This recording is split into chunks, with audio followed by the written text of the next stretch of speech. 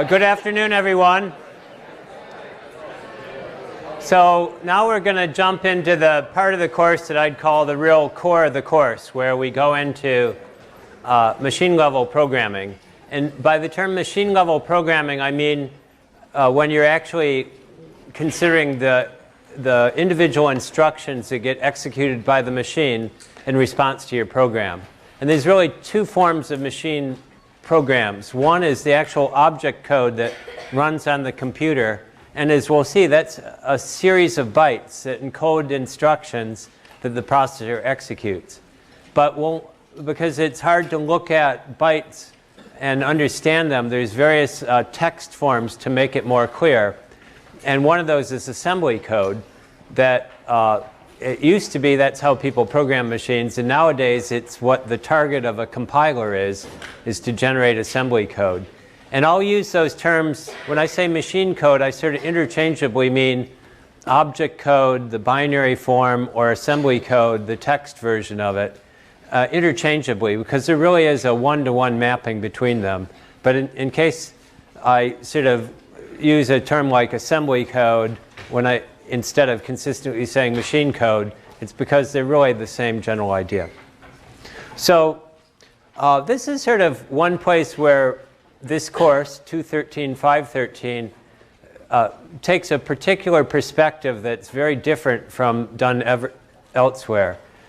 In the bad old days of computing, you would be required to take a course that was typically called assembly level programming, where you actually learn to write programs in assembler. And your assignments would be to do things like to sort an array of numbers or set up some kind of linked list data structure, just sort of low-level programming that nowadays you wouldn't even think of wanting to write in assembly code. And so people didn't really enjoy those courses very well. And so they got sort of largely cut out of the curriculum.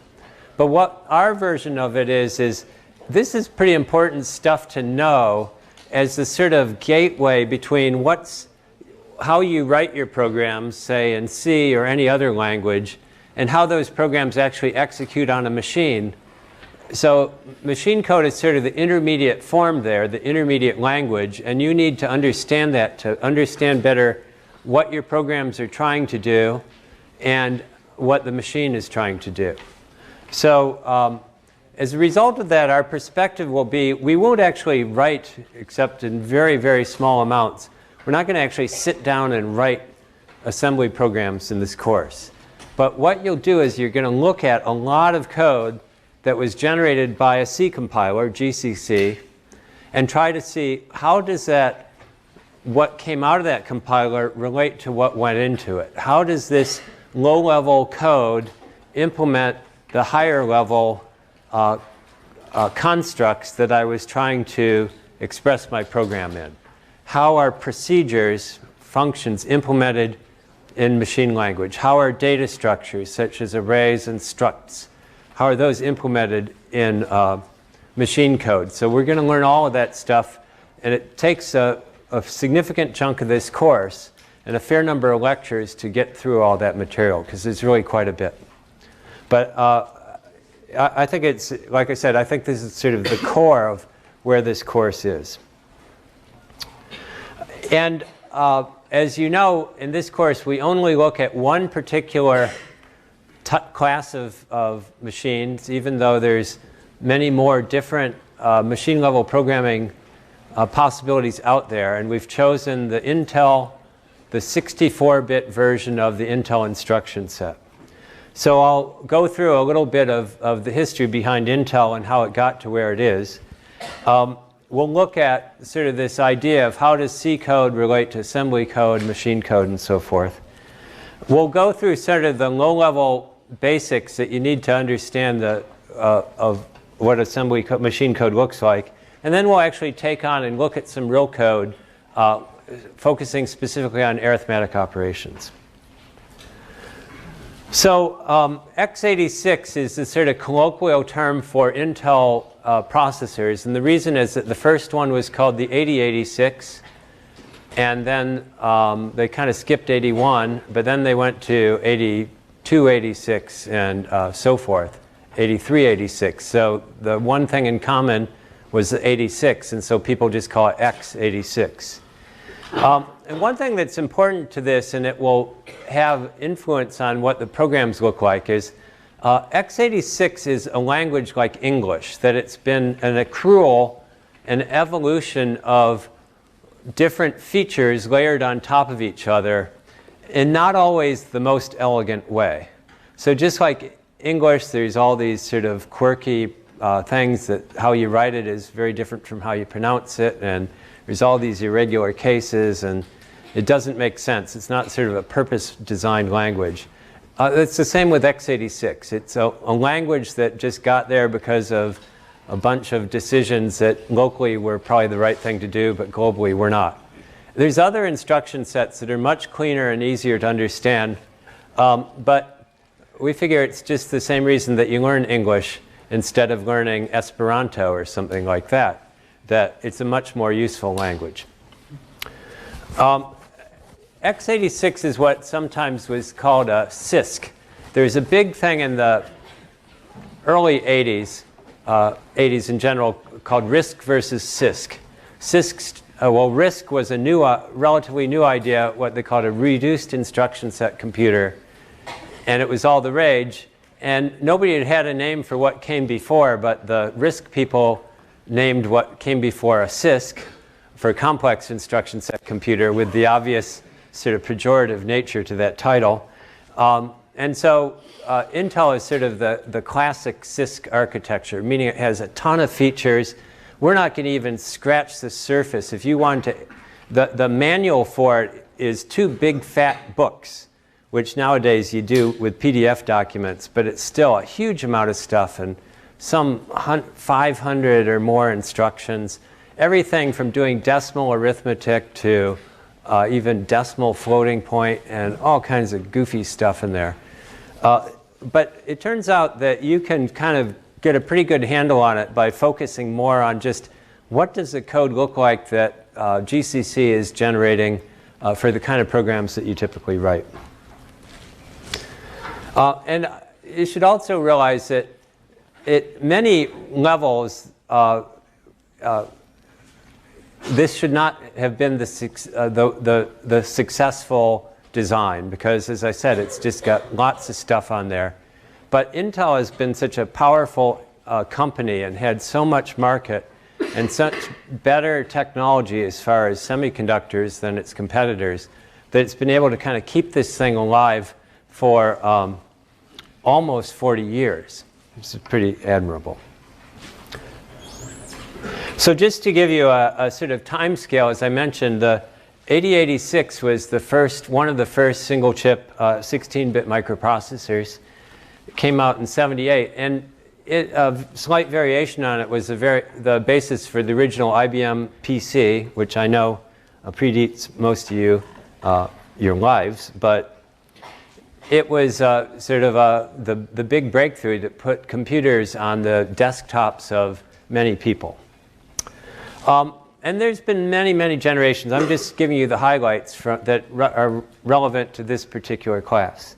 The 386, which dates back to 1985, was the one that really made the transition from these being personal computers that could run not very interesting applications to ones that could actually run something like a Unix or Linux machine. And the reason is they extended it to 32 bits, and they removed some of the weird addressing stuff that used to be in there, so that these look like sort of a generic processor. And that was clear back in '85, and that was what's sometimes called IA32, Intel Architecture 32, which was the dominant way of code up till just even a few years ago. So even up as recently as this past summer, this course was teaching IA32. And then and I'll talk about it more later, there was a reason and a strange story behind the extension from 32 to 64 bits, which kind of was sneaked in by Intel in an odd model, the Pentium 4E, but you see it was only about 10 years ago. And one of the smart things they did with that is that the machines that can run the 64-bit code can also run 32-bit code. So they were able to sort of bring out all these machines without everybody having to change over their software. And it's taken about that amount of time for the software to largely transition away from 32-bit code to 64-bit code. And then for actually fairly interesting reasons, you could map how fast a single processor would run, and it was climbing up at a pretty steady pace until around 2004. And then Intel got, and all the companies got into serious trouble with the power consumption of their chips. They're approaching 100 watts, so imagine a 100-watt light bulb and how much heat that generates inside of a box that you try to blow a fan on really hard to keep it from getting too hot. And they were reaching the point where they really couldn't go much beyond 100 watts, and so they sort of got into a power budget problem. And as a result, they haven't been able to scale up the frequency, how fast the inner clock that drives this thing is, beyond just a few gigahertz since 2004. So what's happened was they said, well, we can't make any single processor faster, but we can put a bunch of processors on a single chip. And those are referred to cores or multi-core. So most of you with laptops probably have 2 cores on those, on a laptop processor, and a server might have up to 16 cores. So those are independent processors that are all reside on a single chip. The Shark machines date back to 2008, and they are each have 4 cores on them. The Shark machines, the one thing about computers haven't really gotten that much faster in the meantime, so they're still fairly, and they were in their day a very high performance machine, so they're still pretty decent. This shows a picture of the chip that makes up a, I think the Shark machines, or approximately that same era. And you'll see that as the picture shows, there's 4 cores are integrated onto one chip. And then down at the bottom is what they call a cache, and we'll learn a lot about cache memory. But it's basically a temporary memory used to hold the most recently accessed data so that you can get to it more quickly. And you'll see that that's shared across the 4 cores. So if you look at the latest, if you were to go off shopping in the catalog, the latest instance, and I don't have any chip pictures of it, is a model they call the Broadwell model. And you'll see that on a single chip they have multiple cores, 4 for a sort of standard desktop model and 8 for a server class machine. And then built around the perimeter there are various connections to the rest of the world. So DDR is the way you connect to the main memory, what's called DRAM, dynamic RAM. PCI is the connection to peripheral devices. SATA is a connection to different types of disks. And USB, well, you know what USB is. And then the Ethernet is the connection also to a network connection. So that's all integrated onto a single chip, is not just the processor itself, but a lot of logic that glues that processor into a larger system. And one interesting thing you'll notice is that the desktop model is a higher power, 65 watts, versus the server is 45 watts. When you put a lot of computers in a room, it turns out power is the biggest issue you have to deal with. So Intel isn't the only company in this game. Their sort of historic competitor is a company called AMD. And AMD was always sort of number 2 behind Intel. In all the, just like Avis is number 2 behind Hertz. But the, they had a little burst in time when they kind of got out ahead of Intel, because Intel had wasted their time on some bad ideas. And they actually were the one that came up with the 64-bit extension to Intel that we use. Right now, though, AMD is not doing very well. Intel sort of realized that it had to get its act together, and it did, and has more or less crushed AMD. And I should mention that they had these ferocious patent suits many years ago, and the result of that was a cross-licensing deal that allows AMD to produce x86 processors too. Now, it's an interesting story behind Intel and 64 bits. They decided to make this radical shift to an architecture that they called IA64 at the time, and it was based on a whole new concept that looked really good on paper, and initial results looked promising. They invested a lot of money in this stuff. They formed a joint operation with Hewlett-Packard on this, and it turned out not to work. It was much too aggressive. It assumed miraculous optimization capabilities by the compiler, and so it was from a technical idea, it was very interesting technology, but in the marketplace it didn't work. And this was sort of a branch off that Intel pursued and felt obligated to keep it up because they'd invested so much in it. And along came AMD, and they said, well, we don't have to do this radical shift. We'll just sort of do the obvious thing of adding, making the registers bigger, making things go from 32 to 64 bits.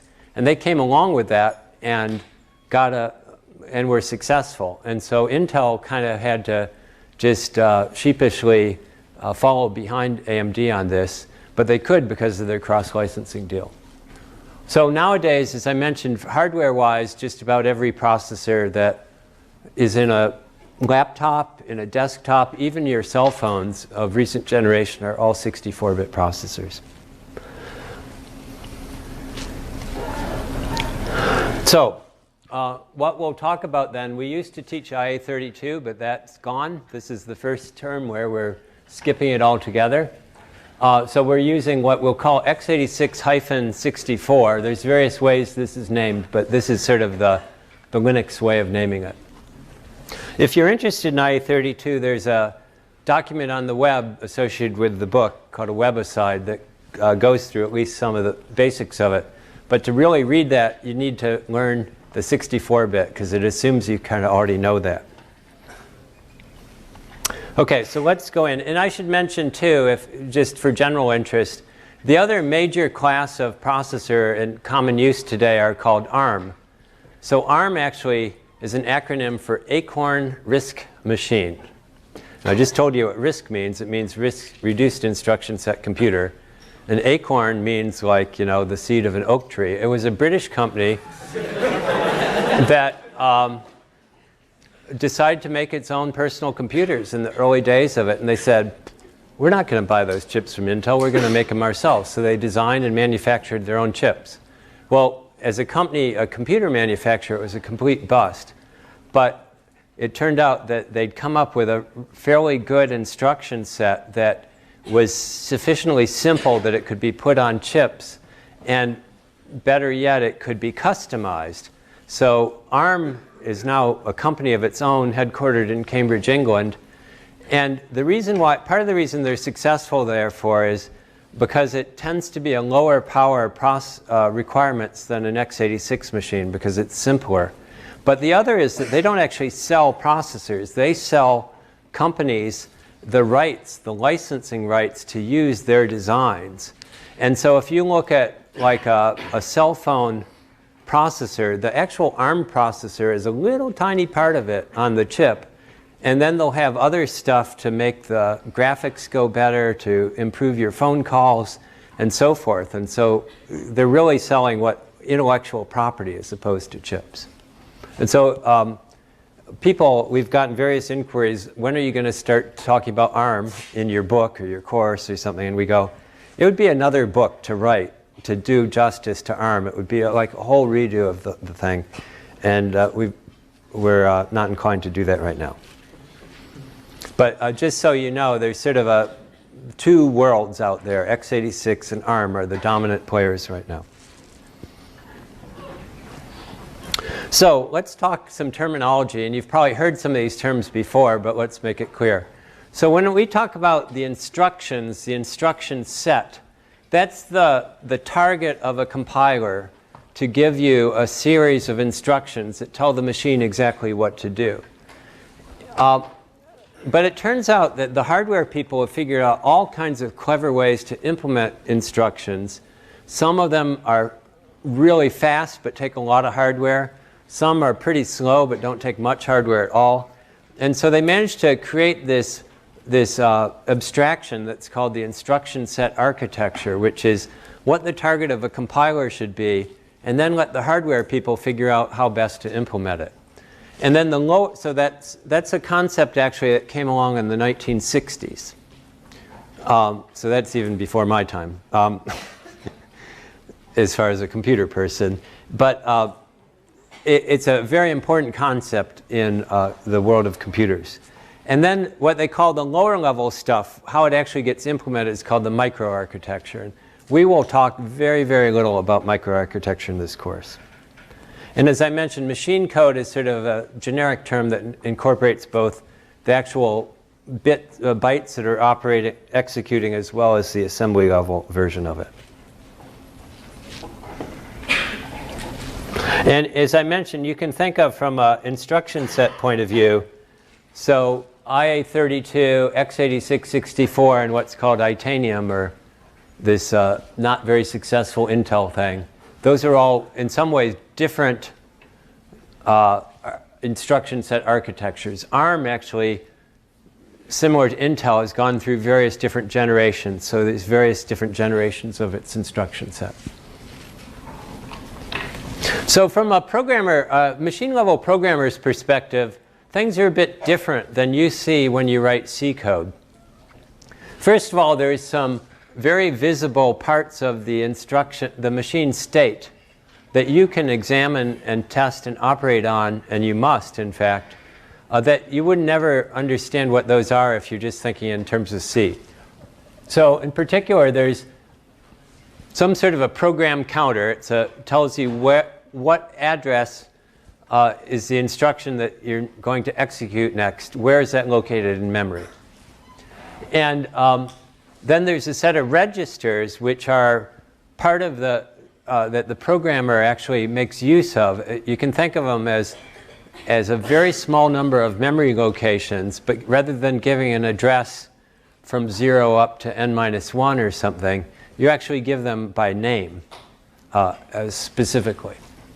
And then there's another sort of state that's just a few bits worth of state that talk about what are the results of some recent instructions where did it produce a value of 0, did it produce a negative or a positive value? And those are used to implement conditional branching, which we'll look at later as we go. And then the other part of it, so that's sort of the processor, and then the other part of it is the memory. And as I mentioned in the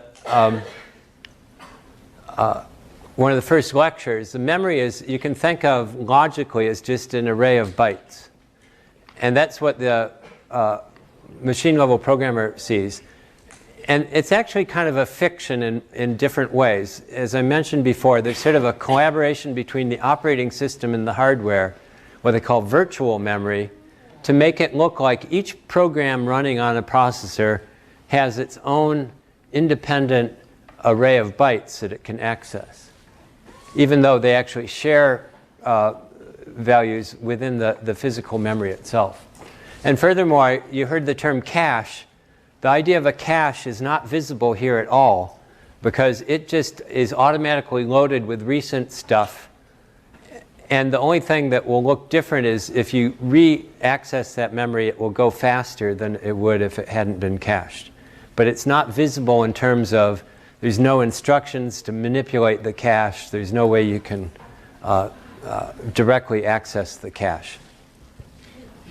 So you already see that it's already abstract. It's got some more details of real hardware, but underneath it, the sort of microarchitecture level has some features built into it that you're not operating on, you're not making use of directly when you write machine-level programs. So if you have a program then, say in C, it would typically, on a larger program, it will include multiple files, and it will make use of some library code. And so the process of compilation is actually a series of steps that will take what you've written for code, turn it into machine code, combine it with the compiler-generated code for the libraries, and produce finally a file that's your actual executable program. And so that's shown here in this picture, that the first step is to take C and actually generate assembly code from it. And then the next is to run that through an assembler, which takes the text representation of instructions and turns it into the actual byte level representation. We'll look at all this shortly. And then there's a program called a linker, which merges together all the different files for both your individual file, their compiled versions, and for the library code. And then finally, there's even once you run a program, there's actually some libraries that get imported dynamically when the program first begins.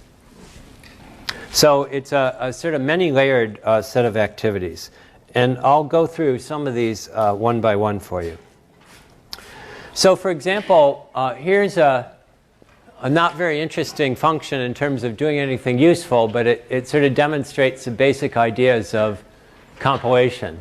And if I run this through a C compiler, I get something that looks like what's shown on the right. And that's assembly code.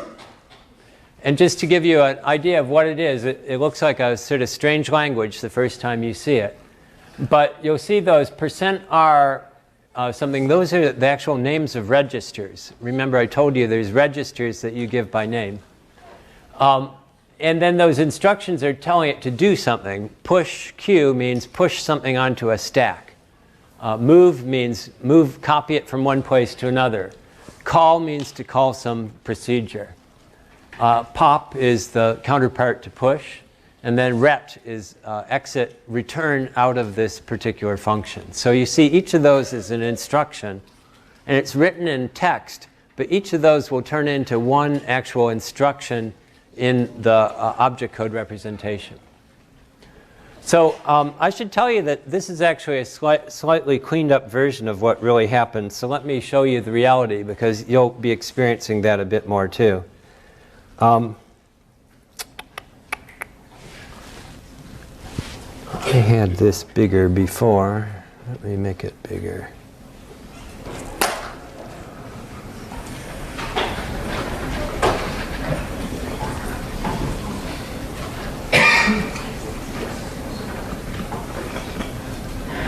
Blow this up so that you can see it. Can you see it in the back there? Bigger? Better?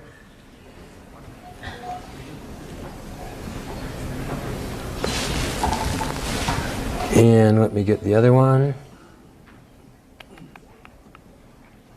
No, that's not what I want.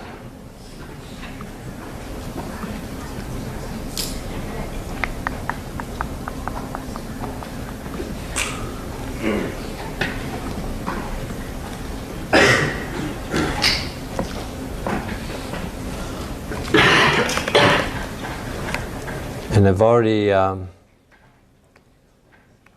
logged into a fish machine to get here. So this is a file then. You see it's called sum.c. And I'll mention that all of these programs are available. You can see the whole, well, /AFS is my own personal, and all that first stuff is my own personal links. But once you get to the class web page, www/code/ and then it's all given by which particular lecture it is. I think these are linked on the home page too.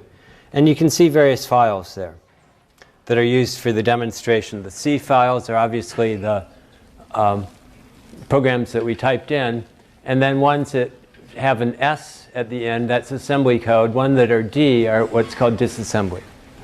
So anyways, if I say GCC minus O2 minus OG minus S capital sum.c.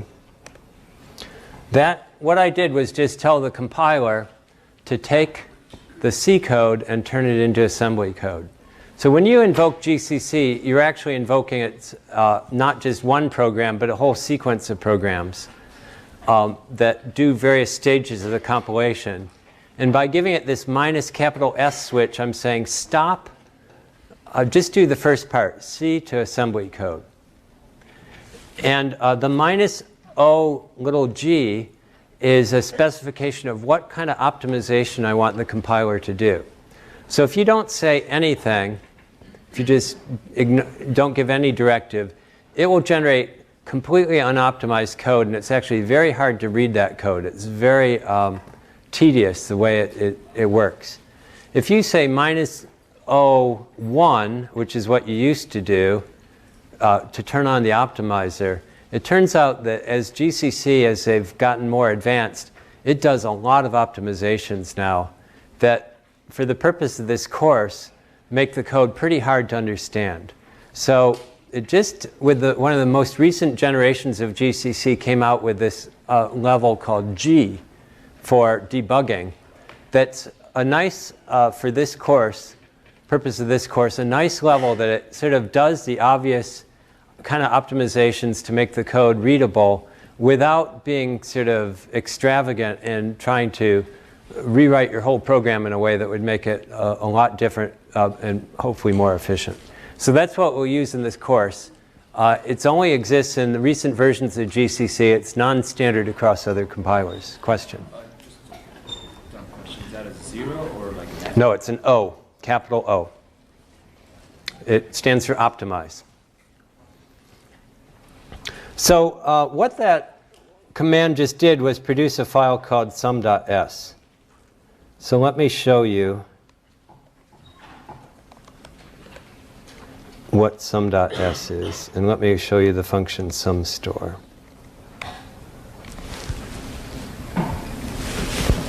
Can you see that then? Okay.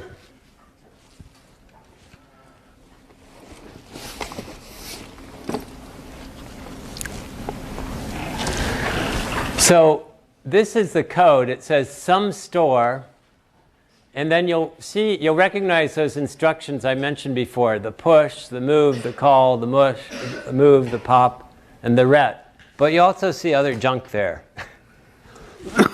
that we edited out for the presentation, and even in the book it got edited out. And the reason is these are various directives that aren't really directly part of the code itself. The fact they start with a period is an indication that these aren't actually instructions. There's something else. And they all are related to the information that needs to be fed to a debugger for it to be able to locate various parts of the program, and some information for the linker to tell it that this is a globally defined function, and various other things that you don't really need to at least think about initially. So we sort of take those out of the program just to make them more readable. But if you ever do this yourself, you'll find this crud in there, and we don't want you to get like, oh my gosh, this wasn't in the book, I don't know what to do with it.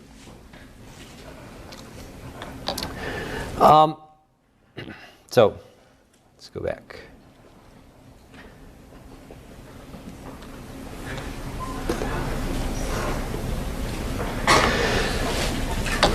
The other thing is people are learning on Data Lab is Shark versus non-Shark. It makes a difference. And even like this is a Mac computer, and I've got GCC installed, and it generates its Intel processor in there, but it's not directly compatible with Linux code. So it's pretty important for this course. We're saying just stick with the Shark machines for everything you do.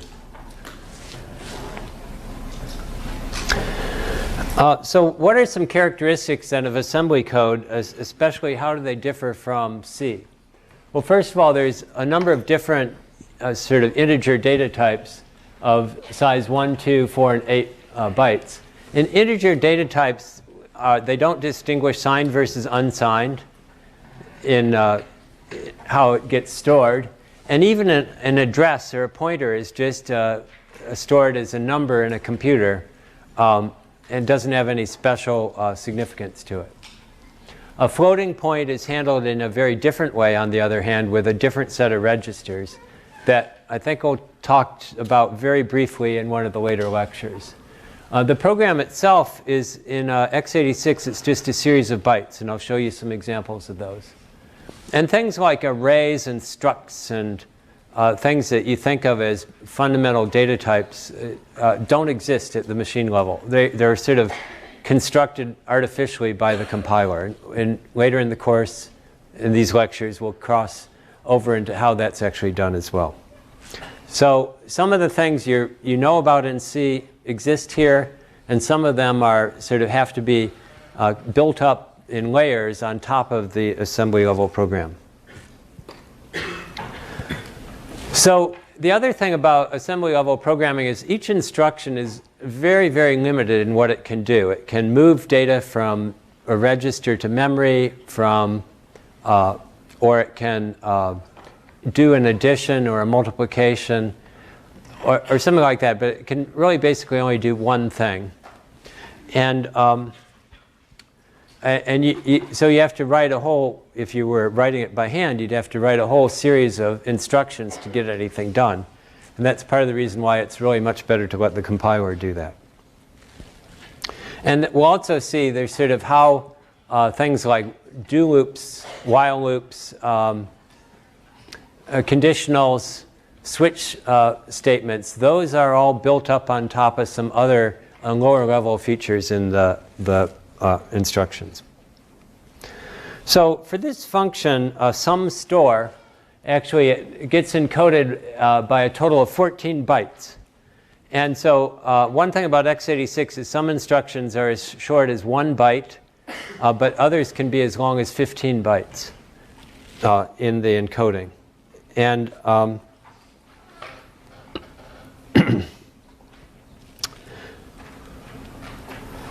like I said, each instruction really typically only does one thing. So for example, in C, if you say star dest equals t, what that will typically, and not always, but the sort of way to think about that at the machine level is it's t, or some local value, would be typically stored in a register. And as you know in C, if you put star in front of it, you want it referenced as a pointer. And if that reference is on the left, you want to store a number, a value, at that place where you're pointing to. So what would typically happen is dest, the actual pointer value, would also be stored in a register. Here it's in register RBX. And I use a move instruction to say, take the value from one register, which is called RAX here, and store it in the memory location that's specified by another register. So you see the idea. We'll go into more detail about all these register names and what the parentheses mean, but you get the rough idea that a move instruction is saying, can refer to either a register or a memory location. And the actual object code representation of this is just 3 bytes, where the first byte tells it that it, and we won't even talk much in this course about how the instructions are encoded. Won't generally let programs do that for us. But in this case, it only takes 3 bytes to write that particular instruction. So how can we know that kind of stuff? How can we figure out that level of detail? Well, there's some really useful tools that let you examine machine code even if you don't have a copy of the original C file or even the assembly code file ahead of time. And there's one called a disassembler. So an assembler goes from this text version of instructions to a byte level representation. And a disassembler just reverses that. It says, here is a series of bytes. And I, the disassembler, know that this particular byte sequence is a move instruction. And so it will now print out on the screen to say, oh, that was a move instruction. And so it basically reverse engineers from the object code back to the assembly code, or something sort of like the assembly code. You'll see it lost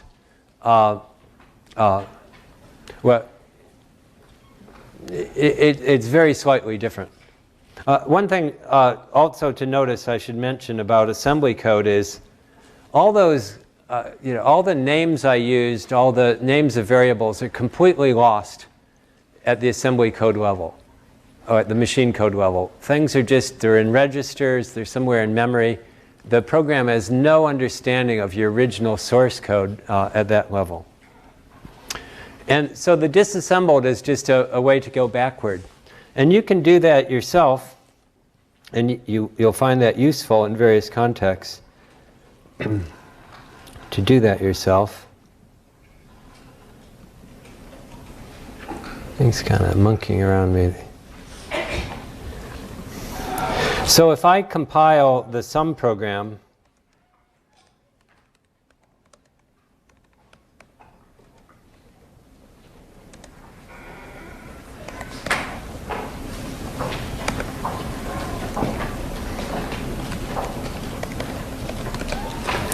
so if I do the more standard thing you do in using a compiler, you say, run the compiler, give it some optimization, tell it what the source files are, and tell it where to put the final executable code. And I'm terribly clever. I call the function sum. And so sum is a binary file of 8,663 bytes. You'll see off on the left it's marked as executable. And it actually works. I can add numbers together with it. So that's your sort of standard executable program. Excuse me. And if I run a program called object dump and ask it to disassemble, it can do various things. It will spit out a disassembled version of the program, and it will fly by on the screen. But if I redirect that to some file, which I already did, I'll remove the old one.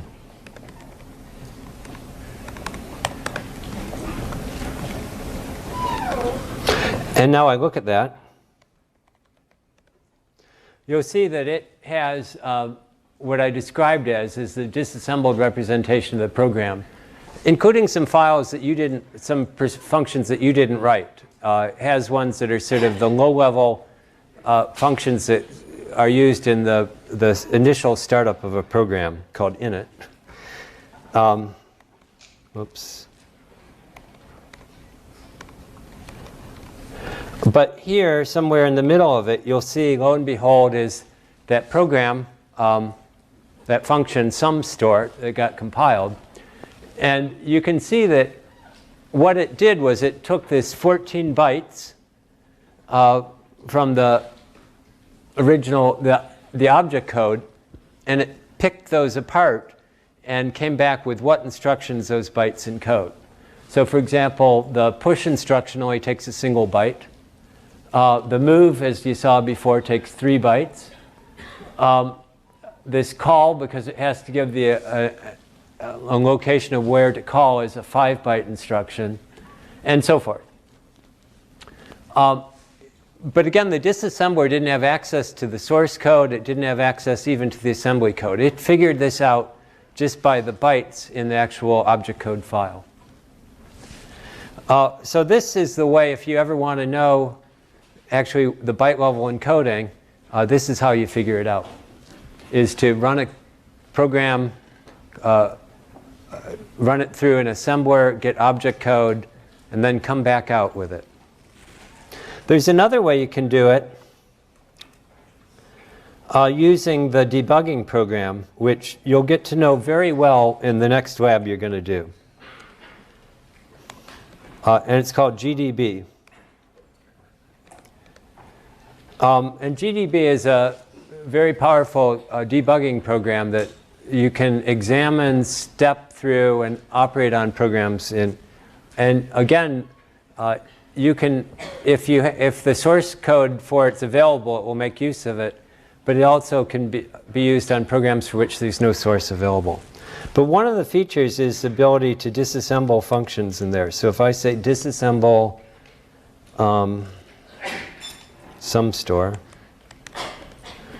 it'll come back with something that looks a lot like what you saw from object dump. A listing of the instructions. And here it just shows in hex what the addresses of those different instructions are. It doesn't show the byte level encoding. So my point here is there's various tools that let you look at a program even if its actual representation is a binary file that you don't want to examine directly.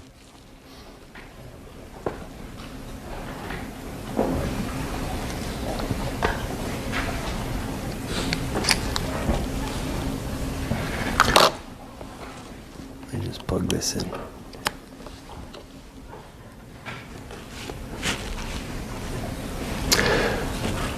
So what this slide shows is what I just showed you on the screen, which is what the object dump program produces for this function. And this is a version showing what GDB would show you for it. And with GDB, if you want to actually get the bytes out, you can do that. You can basically, for any address, you can just give an address and tell it to display some number of bytes. And so this rather cryptic command to GDB says examine 14 bytes in hex format, starting at the address of the function SumStore. And it produced something that looks like what you see on the left. In fact, disassembly is a tool that can be used as part of any reverse engineering tools. And I used to demo this by showing a disassembly of the windows of Microsoft Word.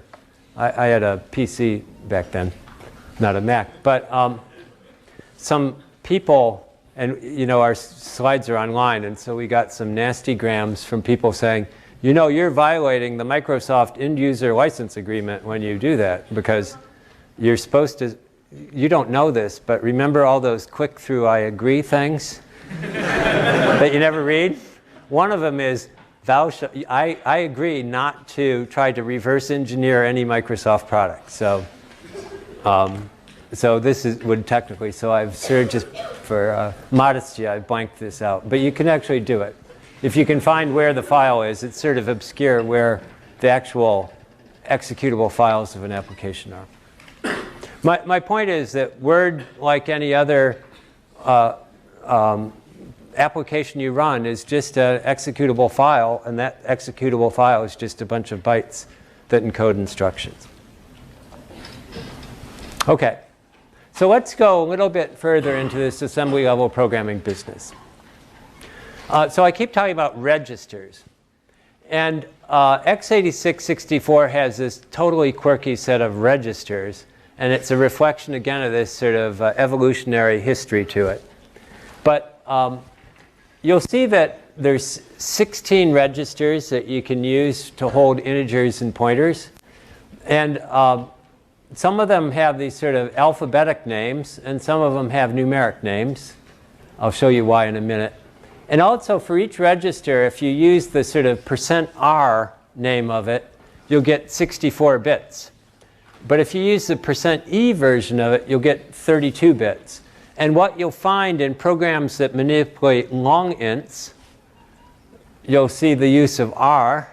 And if they're just ints, 32-bit things, you'll see code saying %E. So you'll see both of these show up.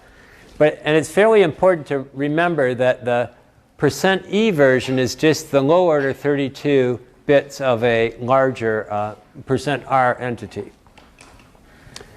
And in fact, it goes beyond that. You can also reference the lower order 16 bits and the lower order 1 byte, 2 bytes and 1 byte within each of these registers as well.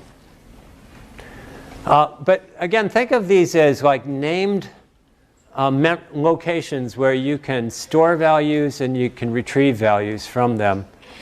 And you have to, I'm sort of personifying machine level programming here, not you personally.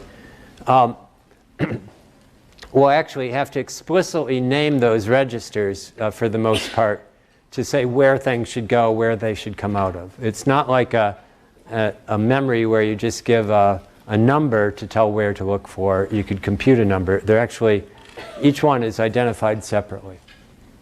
So just as a little bit of history, with IA32, so back, we just talked about there being 8 registers, all the %E versions. And one of the changes that went from IA32 to x86-64 was to double the number of registers. And by the way, this is a really helpful thing because it was very frustrating how few registers there were in the old IA32 machines. And then as I mentioned, you could actually, in the old machine, refer to the low order 16 bytes of these registers, and that was a legacy from the 8086 days. And within the first 4, you could even refer to the individual 2 low order bytes in those. So nowadays, you can actually get to the low order byte of all of them, and we just sort of, that's covered in the book, actually. We don't talk about how you can get to these bytes because that's really a legacy from back before the 8086 was one called the 8080, which was an 8-byte machine. So anyways, you can see then how you got from this kind of weird state of affairs to the even weirder state that we are in today, where some of them have names and some of them have numbers. And those names, by the way, had a reason back in ancient days. They had very specific purposes, and so they were given names that sort of reflected those purposes. But that all went away years and years ago. And so now these names are just legacy names that have nothing to do with their purpose. Now I should mention there's one special register nowadays, as shown in pink here, and that's called the stack pointer. And that register, you don't just use any old way you please. It has a very specific purpose.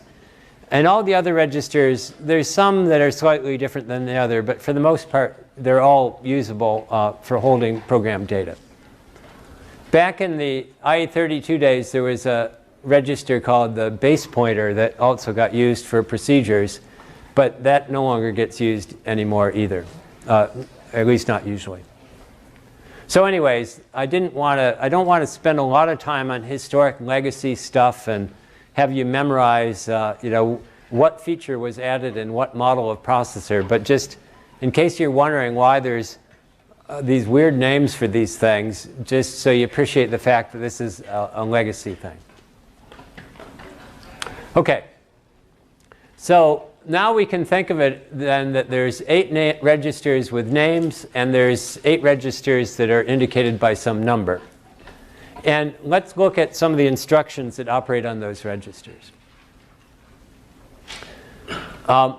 And there's sort of 3 different, the move instruction in x86 is actually, can do a lot of things. Because it can take different types of information, or what they call operands. So the source is where you're copying from the source to the destination. The source can be what's called immediate. It's actually a number that's baked into the program that you want to copy into some other location. A register we've talked about as one of these specially named memory locations. And memory is the array of bytes that you have to specify what's the address that you're either reading from if it's the source, or you're writing to if it's the destination. And so the move instruction gives you all these possibilities. An immediate value can be written to a register or directly to memory. A register value can be copied to another register or written to memory. Or you can take a value from memory, read it from memory, and copy it to a register. So if you think of, wait, shouldn't there be 9 different combinations here? Well, No, because it doesn't make sense to have an immediate value as a destination, right? It's a constant. And also, just for sort of the sake of convenience for the hardware designers, it doesn't let you directly copy from one memory location to another. What you have to do is use two instructions. One to copy from memory, to read it from memory, copy it to a register. And a second to take that value in the register and write it to memory. So that's why there's this only 5 possibilities. And so each of these actual 5 combinations you'll see in some form or another. So for example, if I take a constant value and copy it to a register, it's a little like, you can think of registers as sort of the temporary data that you're operating on right now. So it's a way of sort of assigning a constant value to a temporary. Similarly, if you have a memory as your destination, it's like storing a constant value in memory somewhere. If you're copying from one register to another, it's sort of like copying one temporary value to another one. Register to memory, it's as if it's sort of like storing to an address, so a pointer dereference where the pointer is on the left side, the dereference. And memory to register is the opposite. It's you're reading from some location into a temporary position. So these, you'll see all 5 versions get used in some form or another. So now let's talk about how we write these pointers, how we specify either a source or a destination for a memory reference. And you already saw one version of this, in fact, in some of the code. When you put the name of a register in parentheses, that's just saying use this register, whatever is in that, that's an address. And use that address to reference some memory location. And so you'll see something like this is the equivalent of dereferencing a pointer and putting it in a temporary. You're also allowed to do a little bit of arithmetic to derive an address from some collection of registers and other constant values.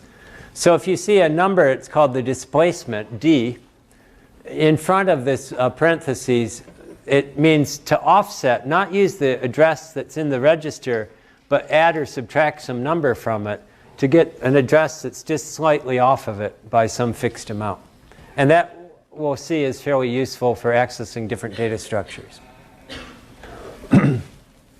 So here's an example of a very simple function that we can understand everything about it already because we know what the move instruction does.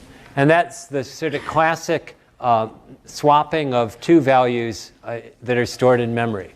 So my arguments are 2 pointers called xp and yp. And I'm going to dereference those pointers. I'm going to read from memory into registers. And then I'm going to copy back to memory, but reversing the 2 destinations. And so, as you can imagine, it lines up to be 4 move instructions that correspond to these 4 references. And the final one, we'll learn more about functions and how they're called, but just think of the ret as it returns from wherever the calling position was. And so let's look at more detail at the actual code then. And so it turns out with the x86-64, the arguments always come in some specific registers. And the ones to remember for today is RDI will be the first argument register and RSI will be the second argument register. There can be up to 6 of these, and we'll go into more of that later. So those 2 registers represent the values of XP and YP. Those are set before the function is actually begins executing. That's set by the part of the code that calls this function. And those will be pointers. So what they are is they contain addresses that specify locations in memory.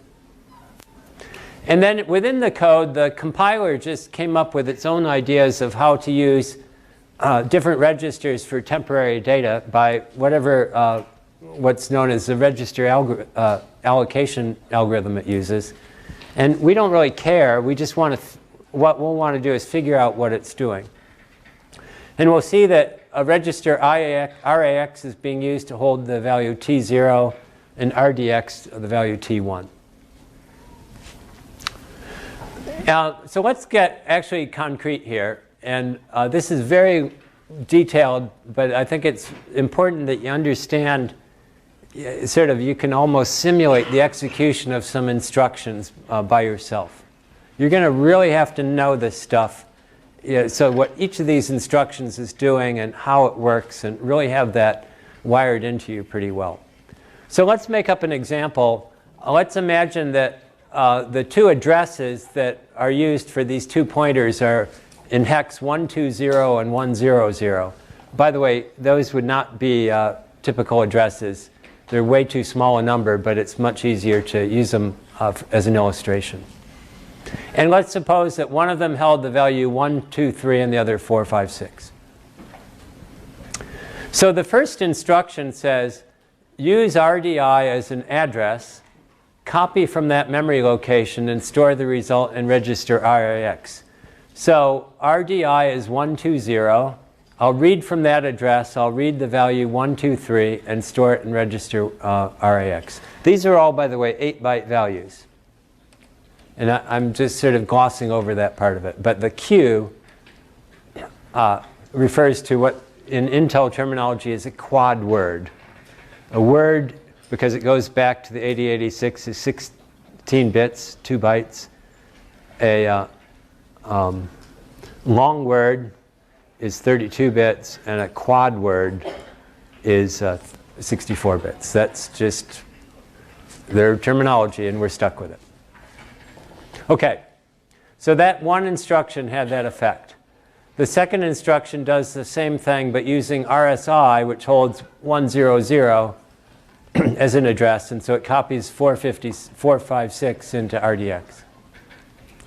And then the third instruction is writing back to memory. So its source is register RDX. The destination has the address of RDI, which is 120, and it's storing that back in memory. And finally, this fourth instruction does the other part of the write.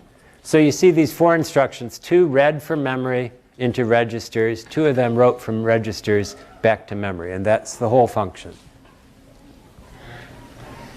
And you can see this move instruction is doing all the work here.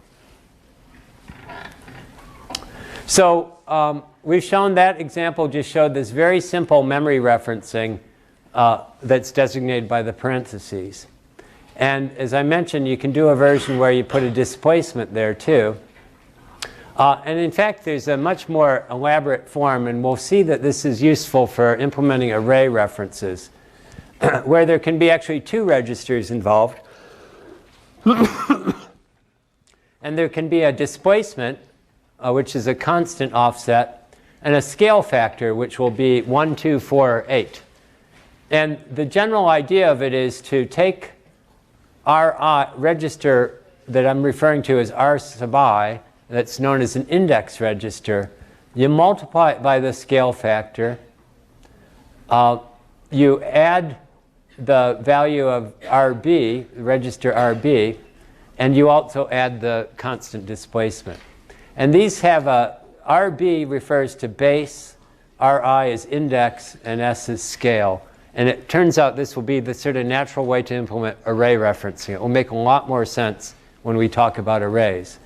But basically, you can think of as if this is an array index, I have to typically scale it by however many bytes my data type is. So if it's an int, I have to scale it by 4. If it's a long, I have to scale it by 8. So that's where these scale factors will come in. And basically, the format in the assembly code lets you eliminate some of these fields if they're not being used. So you'll see, and we already saw the single parentheses is sort of a reduced version of this form. So let's just do some examples of these address computations. And let's imagine that register RDX holds hex F with 3 zeros, and RCX holds 1 with 2 zeros. So if I, rather than doing it one at a time, you can see each of these. I'm taking RDX, which is F with 3 zeros, adding 8, and so that's F008. Here I'm adding together registers RDX and RCX, and that gives me F100. I'm doing the same here, except that I'm scaling RCX by 4. So 4 times 100 is 400, and I'm adding that to F. And here I'm taking RDX, which is F0 with 3 zeros. If I double that, I get 1E with 3 zeros. If you think about shifting an F to the left 1, you get a 1, and then it goes 1, 1, 1, 0, and that's an E. Okay? And then I'm adding this displacement of 8, 0 to it. So the point of this is all of this is arithmetic. It's all using whatever is in the register, and there's some rules for how you combine this and get an address. And then that's being used to either read or write some memory location. OK, so now let's, as a final part of today, go through some arithmetic. And one of the things that will be sure to confuse you and drive you crazy and make you be sending email to the staff for explanation is an instruction called load effective address. And the reason is its purpose in life is to do basically the ampersand operation of C, to compute an address based on some whatever you want to compute an address from. But it also turns out to be a pretty handy way to do arithmetic, and the C compiler likes to use it. So in particular, it looks, the format of it looks like a move instruction. There's a source and a destination. But the destination has to be a register. And the source will be one of these memory references. So it looks like a move instruction. It looks like you're doing some address computation, then you're reading from memory and storing it to a register. But what it actually does is it does that address computation, and then it actually writes that address, not the memory value, but the value that got computed directly to the register, which is what you want to do here. Remember, the ampersand operation is give me the address of some place. Give me a pointer that designates some location. So for example, this is fairly typical in C code. If you say multiply x by 12, it'll turn it into an address computation, and this is just a clever way to compute 3 times RDI. It adds RDI plus 2 times RDI, so that's 3 times RDI, and stores it in RAX. And then salq means shift left by 2, and so you remember shifting left by 2 is like multiplying by 4. So the first value computed 3 times x. I shift that left by 2 positions, and I have 12 times x. So that's a very special, the LEA, but you'll see it all over the place, so you need to be ready for it. These other ones look more like what you'd expect for arithmetic instructions. They have names like add and subtract and multiply and so forth. And they all have the same general format, that they have 2 arguments. And what's called the destination is actually also a source. It's a little like in C, if you say x plus equals y, it's saying take the value of x, add the value of y, and then store the resultant x. And now the destination is like that. The other thing that's weird is that the operands are in the inverse order from where you'd expect them to be. So the source comes first and the destination comes last. And that's important to remember.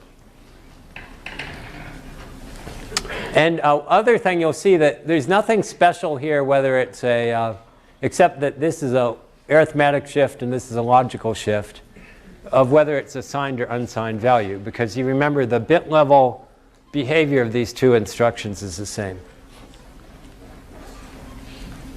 And then there's a series of instructions that are used that are just take one operand: increment, decrement, negate, and not.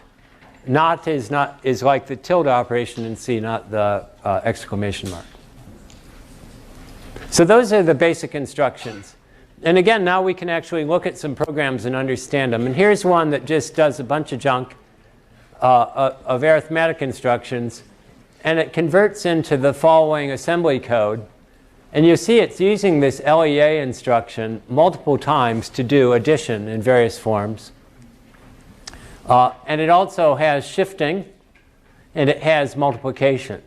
You saw in the original code, I just have addition and multiplication. Here I have various instructions. I only have one multiply here, whereas I had two there. So the compiler is sort of scrambling things around, trying to find clever ways to implement what you're asking for using less expensive, less time-consuming instructions. And if you sort of go through this code carefully, what you'll find is that this instruction here corresponds to this computation of T1. It's adding two values and giving it a new name. It's putting in RAX. Similarly, this one is adding Z to T1 and storing it back in RAX. The x plus 4 doesn't show up directly here. It turns out what it does is it jumps right ahead to here, and to multiply y by 48, it does it by first computing 3y, like we saw before, and computing, shifting that left by 4, because 3 times 16 is 48. And then the 4 here that's in x plus 4 actually shows up here.